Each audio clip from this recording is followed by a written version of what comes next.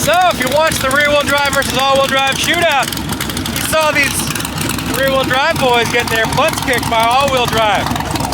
Back at it again. Get out there and do something bad. Pretty cool little vehicles, but you know what? Those rear-wheel drive guys, they're challenged. When you got kind of a rough surface like that, they can't hook up quite so well. Well, I would like to welcome you to the 1990s. Yes, sir. I was there. I remember when turbocharged all-wheel drive trucks ruled the road and messed up all comers when it came to rear-wheel drive. Didn't matter what kind of tire you had on it when we were on the road. We were on the actual road, on the street racing. That little sucker right there could mess up just about anything that lined up against me. This is my daddy's 1991 GMC Cyclone. We have owned this truck since it was brand spanking new. We bought it back in 1992 because the GMC dealership couldn't sell it because they were way too damn expensive. But it is an all-wheel drive, automatic, 4.3 liter V6 turbocharged setup. This was the fastest accelerating vehicle back when it was born, and it was one of the fastest vehicles through the entirety of the 90s, especially when you were out on the street and you were on a surface that you didn't have control over. And that's what we're really seeing in this all-wheel drive versus rear-wheel drive shootout, is it's not necessarily the amount of power you can make, it's the amount of power you can put down on the ground and actually use. A lot of those rear-wheel drive guys, they had to really dial their cars back. Joey, I think, was saying he just ran 4s and beater bomb, and he had to dial it back to try to run 550s. Especially on a dry pavement burnout, when you can't hook up with some kind of a compound or something like that, you're gonna be really limited with what you can actually do traction-wise. Versus these things, they just come with obscene amounts of mechanical grip. Now, obviously, the cars have moved on a long way from 1991, 1992, and the GMC Cyclone. But this right here is the genesis of what you saw happen in that all-wheel drive, rear-wheel drive shootout. This truck is exactly what that was. It's an example of pure mechanical grip, and that's it. Power and mechanical grip. Now, if they've been running on a prep surface, it's going to be a little bit different story. If they had been able to get down all the power that those rear-wheel drive cars could get down, it's going to be a little bit of a different story. All-wheel drive is great for getting out of the hole, for not having to worry about it. It's great. But on the top end, on the big end, when you're really running, you're going to have a lot more drivetrain loss pushing all 4 tires than you are going to have on a rear-wheel drive platform. Now, I am going to take this out. We are going to go for a drive here in a minute. But what I want to really focus on is, I think it's an interesting moment where you can start to see the all-wheel drive platform kind of coming back around as an interesting racing conversation, because for the longest couple of years, all-wheel drive has just not really been that much of a thing. I mean, in the import scene, maybe, because you had, you know, Evos and STIs and GTRs and that kind of stuff. But for the most part, when it comes to fast racing, it's basically been rear-wheel drive and no all-wheel drive stuff at all. Now, engine technology has moved a long way from a 4.3 liter V6 and a water to air cooled intercooler setup and a small-ish turbo. They've come a long way, especially when you're using those F-150s that are going to have twin turbo 5 liter Coyotes, and they're very capable trucks, but they're big, heavy trucks. However, when you make north of 1,000 horsepower and you can put it all on the ground without really trying, it does make it a lot easier to go fast. So I'm going to let this thing warm up, and we're going to go for a little bit of a cruise in my daddy's GMC Cyclone.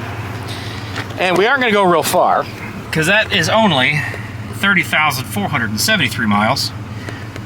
And I don't really want to put a whole lot of mileage on this thing, but I want to show you why this truck was as badass as it was back in the 1990s, and why the trucks that were all-wheel drive proved that what worked once before still works now.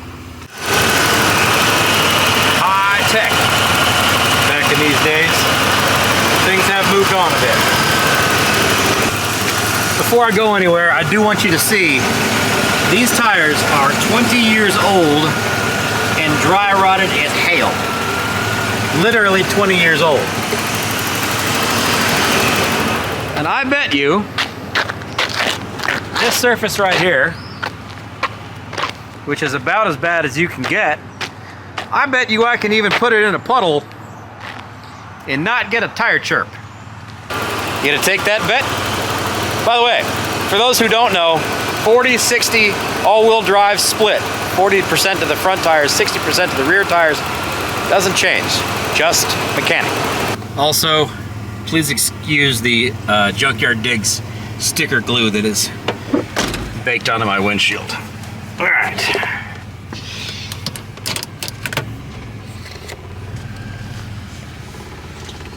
Let's go for a quick little drive.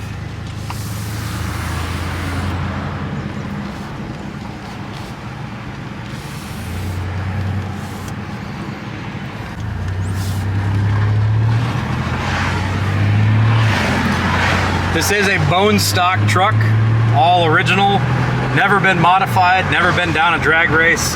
This is as original as it gets. Aside from myself, my mother and my father, the only person who's basically put any miles on this thing at all is Rich, because I believe he drove it once. Otherwise, that's it. So, this is just how it was, how GM and God intended.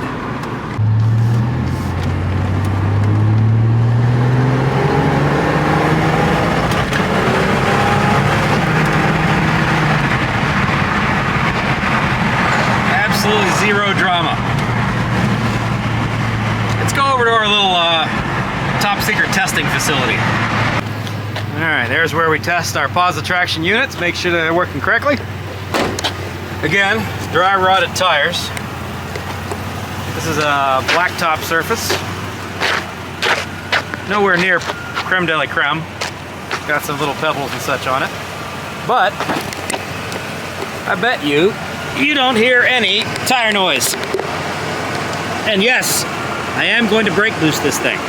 Here, I'll prop up the camera. There you go.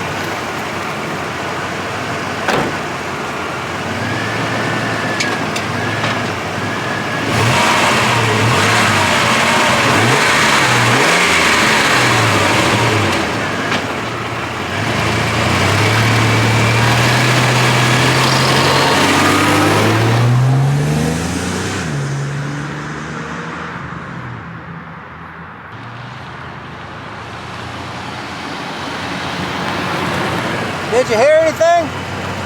I didn't. Let's do it again, just for test and verify, right?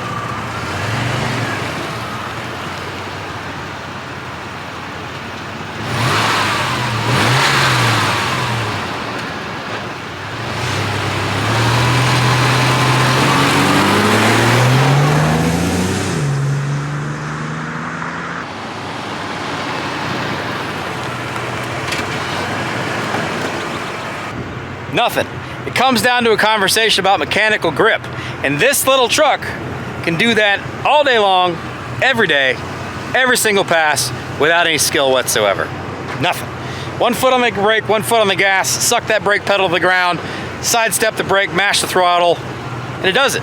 There's no drama. There's no requirements to figure out what's the surface gonna take, how much I gotta leave on, none of that stuff. You've got contact patch of all 4 tires that you can just grab and claw and pull. And this car doesn't even have traction control.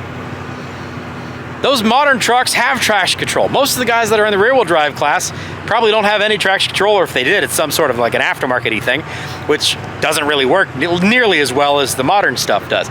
So imagine if you have the same features in something like this. By the way, GM, if you're paying attention, now would be a great time to build one of these. Again, just saying, it'd be a great idea. But that's the thing, you don't have to have skill to drive this fast. The car is physically able to do it. Now, I'm not saying the guys that are in the all-wheel drive class don't have skill. I'm sure they're great drivers. I don't know any of them personally, but I'm sure they're great drivers. I'm sure the trucks are fantastic.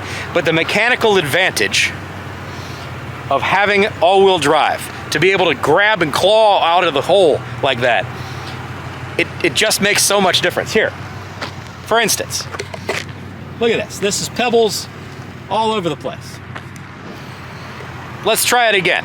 I bet you I cannot get a single tire noise, even launching in this stuff. See? Hold my beer and watch this.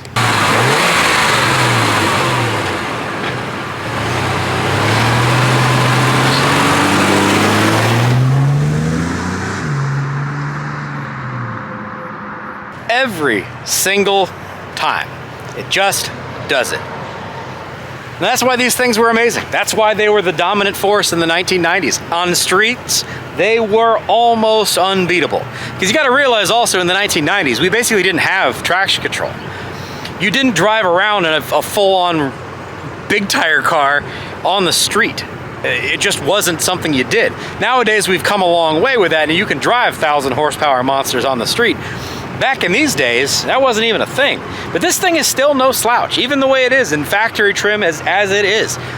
It's still a very capable, competent vehicle, and it's still able to hook and book, even on 20-year-old tires. Now, what would be interesting, and what was something that they did back in this car's day, back in my day, they put this on a wet track. They wet down half the drag strip and let the other vehicle run on a dry track to even the odds a little bit. And that thing still won because of mechanical grip. Maybe that's an option for next time they want to run that all-wheel drive versus rear-wheel drive shootout. Cleetus, if you want the idea, you're welcome to it, sir. I think it would be a very entertaining bit of things. Probably not something you really want to get into with the speeds you guys are doing these days, but it would be interesting, and it proves the point of what all-wheel drive traction can really do. Now, with that said, I do actually want to launch this thing out of a puddle and see if we can get anything whatsoever out of it. I bet you we won't. By the way, can I just say that I absolutely love this truck. I love this truck. And I have been fantastically blessed to have this thing in my life, my entire adult life.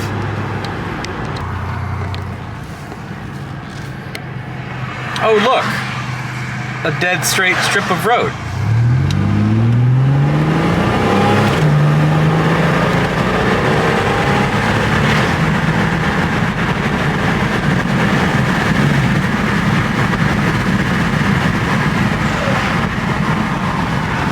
All right, she's fully wet. We are in the puddle.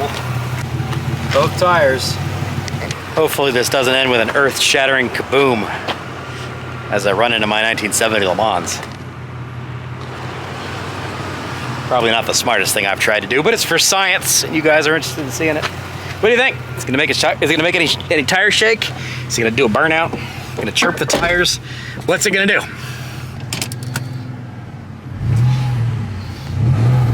Suck the brake to the floor.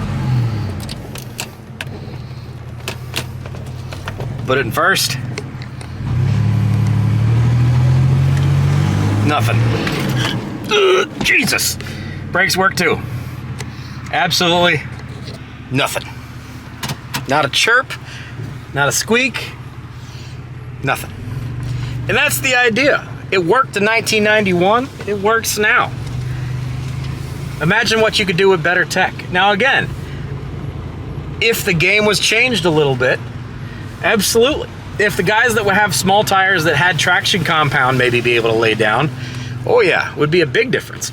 If it was a longer race, if it was a quarter mile versus an eighth mile, it would be a different story. Because a lot of times, the drivetrain loss on something like this is gonna get outlegged by something that's rear wheel drive. Because I have a lot more drivetrain loss because I'm pushing my power to all four wheels versus they're just pushing it to two. There you go, guys. It worked in 1991, it works now. Old school proves that it works. Again, I just want to say I love this truck. Thank you to my dad and my mother that made this truck possible for my childhood.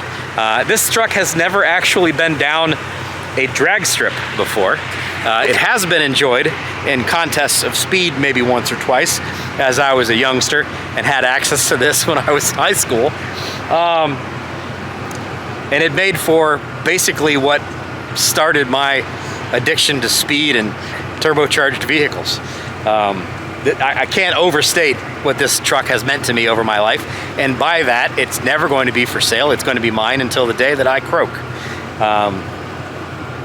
It's just an awesome vehicle, but I'm glad to see that there's some all-wheel drive stuff that's coming out there in the truck world. And I honestly would love to say, like, it's cool to see some recognition coming to that. It would be really cool to see somebody actually build something that's maybe an all-wheel drive, turbocharged or supercharged platform that gets out there in the sport truck world. And let's be honest, this truck didn't ever do truck stuff. It wasn't ever designed to do that. It can't tow, it can't haul, it can't off-road. It literally can't do any of those things. And most of the sport trucks can't either, but maybe Ford, listen, maybe this is the time you bring back the Lightning.